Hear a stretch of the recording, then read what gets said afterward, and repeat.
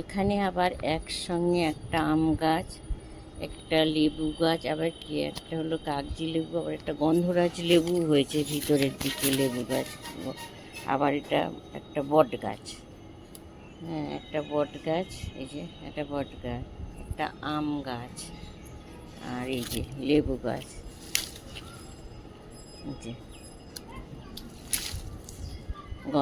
হ্যাঁ, একই ডালে দুটো গাছ হয়েছে। এটা একটা কাগজি লেবু আর এটা একটা গন্ধরাজ লেবু।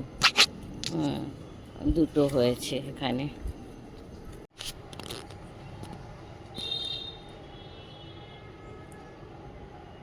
ছাদে এই আম গাছটা কত বড় হয়েছে দেখো।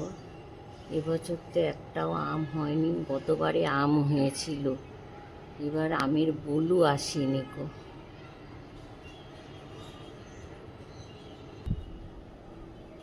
এই একটা আম গাছ, এই আম গাছে তাও গতবারে 4-5টা আম হয়েছিল, এবারে একটাও আম হয়নি।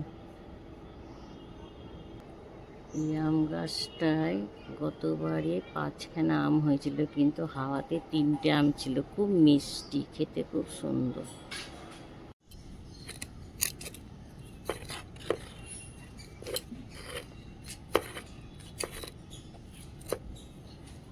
এটা আঙুর গাছ, আমি একটু খুঁড়ে দিচ্ছি আঙুর গাছটাকে।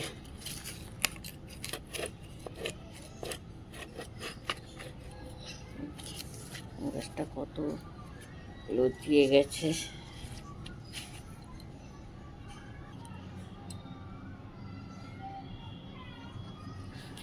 এই যে কমলা লেবু গাছ,